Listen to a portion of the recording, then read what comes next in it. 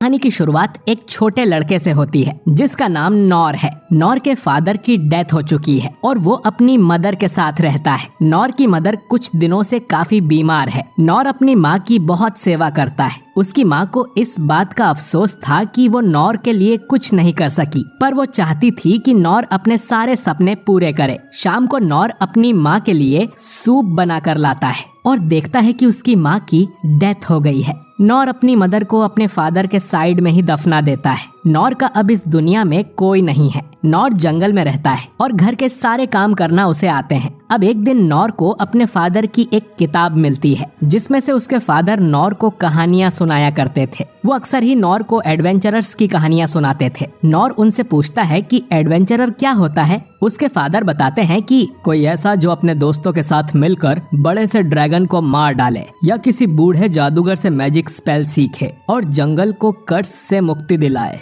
चाहे मुश्किल कितनी भी बड़ी क्यों ना हो, वो अपनी तलवार उठाकर हर मुश्किल का डट कर सामना करता है। ऐसे इंसान को एडवेंचरर कहा जाता है। अब नौर डिसाइड कर लेता है कि उसे अपनी लाइफ में क्या करना है। वो अपने फादर और मदर की समाधि पर जाकर उन्हें बताता है कि वो पहली बार टाउन से बाहर जा रहा है और उसे एक एडवेंचरर बनना है। अपनी पाली हुई मुर्गी और बकरियों के लिए नौर ढेर सारा चारा रख देता है और अपना घर छोड़कर निकल पड़ता है। अगले दिन नौर रॉयल कैपिटल में पहुंच जाता है जो कि बहुत बड़ा शहर था। नौर यहाँ के गिल्ड मास्टर के पास जाता है और उससे कहता है कि वो एक एडवेंचरर बनना चाहता है। मास्टर नौर से कहता है कि ये जगह बच्चों के लिए नहीं है, यहाँ से चले जाओ, तुम्हारे पेरेंट्स को तुम्हारी चिंता हो रही होगी। नौर उसे बताता है कि उसके माता पिता दोनों मर चुके हैं। ये सुन मास्टर को नौर पर तरस आ जाता है और वो नौर से कहता है कि एडवेंचरर बनने के लिए पहले उसे ट्रेनिंग स्कूल में जाना होगा जहाँ उसे ट्रेनिंग मिलेगी, क्योंकि एडवेंचरर बनने के लिए उसके पास कुछ स्किल्स होनी चाहिए, जैसे जादू करना या तलवार चलाना। सबसे पहले नौर तलवारबाजी वाली क्लास में जाता है ताकि वो भी एक ही बार में बड़े बड़े ड्रैगन्स को मार सके। अब नौर तलवार चलाने की ट्रेनिंग शुरू कर देता है। बाकी लोगों की तलवार से आग और बिजली जैसी चीजें निकल रही थीं, लेकिन नौर के साथ ऐसा कुछ नहीं होता। कुछ महीने बीत जाते हैं लेकिन नौर ने कोई भी स्किल नहीं सीखी थी। नौर का टीचर उसे अपने पास बुलाकर कहता है कि अब उसे अपनी ट्रेनिंग यहीं छोड़ देनी चाहिए। इतने महीने के बाद भी वो बस पैरिंग जैसी मामूली स्किल ही सीख पाया है। दोस्तों, किसी दुश्मन के अटैक को रोककर उसे खुद से दूर करने को पैरी कहा जाता है। टीचर चाहता था कि नौर अपने लिए कोई दूसरा रास्ता ढूंढ ले, क्योंकि तलवारबाजी में उसका कोई टैलेंट नहीं है। इसके बाद नौर वॉरियर स्कूल में जाता है जिसमें हर हथियार से लड़ना सिखाया जाता है। यहाँ पर नौर को कड़ी फिजिकल ट्रेनिंग करनी पड़ती है। कुछ महीनों बाद यहाँ का टीचर कहता है कि नौर का शरीर तो थोड़ा स्ट्रांग हो गया है, लेकिन वो कोई और स्किल नहीं सीख पाया है, तो उसे यहाँ से चले जाना चाहिए।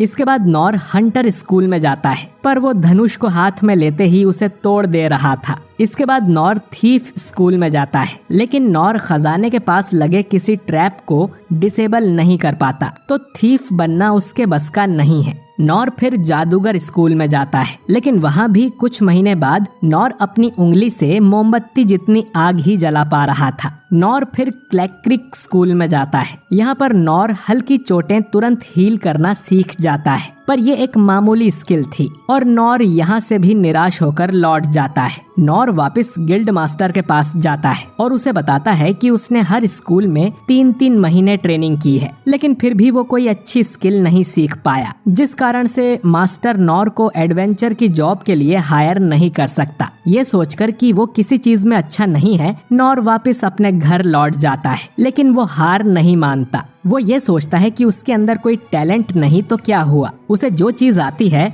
वो उसी स्किल को लगातार ट्रेन करेगा। नौर को उसके तलवारबाजी वाले टीचर ने कहा था कि अगर वो एक ही स्किल की बार बार प्रैक्टिस करता है तो हो सकता है कि वो किसी नई स्किल को मास्टर कर ले। उस क्लास से नौर ने पैरी करने की स्किल ही सीखी थी, तो वो एक लकड़ी की तलवार बनाता है और उससे दिन रात ट्रेनिंग करना शुरू कर देता है। करीब 1 साल ट्रेनिंग करने के बाद नौर एक ही वार में 10 तलवारों को पैरी कर पा रहा था। करीब 3 साल के बाद नॉर एक बार में 100 तलवारों को पैरी कर लेता है, लेकिन उसे कोई नई स्किल नहीं मिलती। इस तरह तो नॉर का एडवेंचरर बनने का सपना ही रह जाएगा। पर फिर भी नॉर गिव अप नहीं करता। वो अकेला ट्रेनिंग करता ही रहता है और कड़ी ट्रेनिंग करते हुए उसे कुल 14 साल बीत जाते हैं। नॉर अब बड़ा हो गया था और वो एक बार में 1000 तलवारों को पैरी कर पा रहा था, पर फिर भी उसे कोई नई स्किल नहीं मिलती। अब एक आखिरी ट्राई करने के लिए नॉर फिर से गिल्ड मास्टर के पास जाता है और उसे अपनी सारी स्किल्स बताता है, जो थी पैरी, फिजिकल एनहेंसमेंट, पत्थर फेंकना, फेदर स्टेप, लो हील और टाइनी फ्लेम। ये सब काफी मामूली स्किल्स थीं। तो यहाँ की असिस्टेंट नॉर से कहती है कि उसे ट्रेनिंग स्कूल ज्वाइन करनी चाहिए, जिस पर नॉर कहता है कि वो पहले ही उन सब के पास जा चुका है। ये सुन असिस्टेंट कहती है कि फिर तो वो रजिस्टर नहीं कर सकता। तभी यहाँ पर गिल्ड मास्टर आ जाता है, जो कि शुरू में तो नॉर को पहचान भी नहीं पाता। नॉर मास्टर को बताता है कि कैसे वो 14 सालों से अकेले ही ट्रेनिंग कर रहा है, लेकिन वो सिर्फ अपनी पैरी स्किल को ही थोड़ा सुधार पाया है। अब मास्टर नॉर को बताता है कि एडवेंचरर्स अलग अलग रैंक के होते हैं, जिसमें एस रैंक सबसे ऊपर होता है और ई रैंक सबसे नीचे। ई रैंक का एडवेंचरर बनने के लिए भी तुम्हारे पास एक से ज्यादा यूजफुल स्किल होनी चाहिए, जो कि नॉर के पास नहीं है। नॉर अब ये सुन निराश हो जाता है और कहता है कि शायद अब उसे हार मान लेनी चाहिए। अब मास्टर को नॉर पर तरस आ जाता है और वो उससे कहता है कि ई रैंक से भी नीचे एक रैंक होती है, एफ रैंक, जिसके बारे में बहुत कम लोगों को पता है। लेकिन उस रैंक में नॉर किसी भी असली क्वेस्ट पर नहीं जा सकता। वो बस शहर के छोटे मोटे काम कर सकता है, जिसके बदले उसे थोड़े पैसे मिलेंगे। ये रैंक असल में भिखारियों के लिए बनाई गई थी, ताकि उन्हें थोड़ा रोजगार मिल सके, पर इसमें कोई एडवेंचर वाले काम नहीं मिलेंगे। नॉर कहता है कि उसे फर्क नहीं पड़ता, वो एफ रैंक के लिए तैयार है। मास्टर अब नॉर को एफ रैंक के लिए रजिस्टर कर देता है और अपना लाइसेंस देख नॉर बहुत खुश हो जाता है। इसके बाद नॉर को छोटे मोटे काम मिलने लगते हैं, जैसे कि बोझा उठाना, जिसके लिए वो फिजिकल इनहेंसमेंट स्किल का यूज करता है, किसी की भागी हुई बिल्ली पकड़ना, जिसमें उसके मुंह पर खरोच के निशान भी आ जाते हैं, लेकिन नॉर लो हील से उन्हें ठीक कर लेता है। नॉर अब रोज ऐसे ही काम करने लगता है। शाम को वो अपनी पैरी स्किल की प्रैक्टिस भी करता है। नॉर सोचता है कि एक एडवेंचरर बनकर लोगों की मदद करने का उसका सपना पूरा हो गया है। हालांकि नॉर बस लोगों के लिए मजदूरी कर रहा था, लेकिन वो इसमें भी काफी संतुष्ट था और उसे इससे ज्यादा और कुछ नहीं चाहिए था। अगले दिन नॉर एक आंटी के यहाँ उसकी गली की नाली साफ करने जाता है और फिर एक कंस्ट्रक्शन साइट पर काम करता है। इसके पास में ही एक बड़ी सी गुफा थी,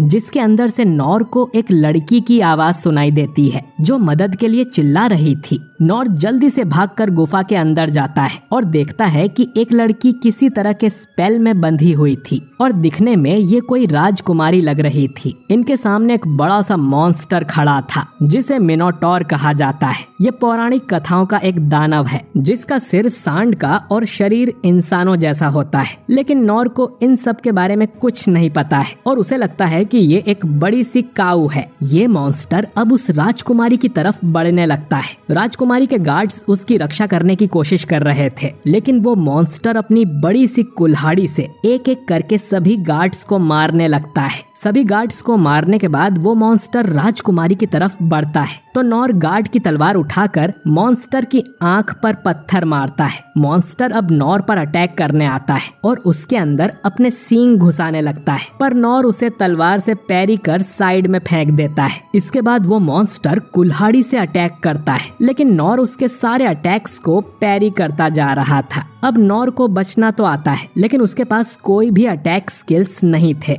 मॉन्स्टर फिर से राजकुमारी को मारने दौड़ता है, तो नॉर फेदर स्टेप से तुरंत उसके पास पहुंच जाता है और इस अटैक को भी पैरी कर देता है, लेकिन अब तक उसकी तलवार टूट जाती है। नॉर मन में सोचता है कि भले ही वो एक एडवेंचरर हीरो नहीं बन सका, लेकिन वो इस डरी हुई लड़की को जरूर प्रोटेक्ट करेगा। नॉर अब टूटी तलवार से ही मॉन्स्टर के अटैक को पैरी करता है। इससे मॉन्स्टर की कुल्हाड़ी उसके हाथ से छूट जाती है और उसी की गर्दन काट देती है। मॉन्स्टर के मरते ही राजकुमारी आजाद हो जाती है। वहीं नॉर सोचता है कि आज तो बाल बाल बच गए। वो सोचता है कि एक मामूली काऊ को मारने में मुझे इतनी मुश्किल हुई तो मैं दुनिया घूमने वाला एडवेंचरर क्या खाक बन पाऊंगा। वो लड़की अब उसकी जान बचाने के लिए नॉर का शुक्रिया अदा करती है और उसका नाम पूछती है, लेकिन नॉर अपना नाम बताए बिना ही यहाँ से चला जाता है। इस राजकुमारी का नाम लीन था और उसे ढूंढते हुए यहाँ और भी गार्ड्स आ जाते हैं। वहीं इधर नॉर सोच रहा था कि मुझे लगा नहीं था कि एक काऊ इतनी खतरनाक हो सकती है। मुझे और ज्यादा ट्रेनिंग करने की जरूरत है।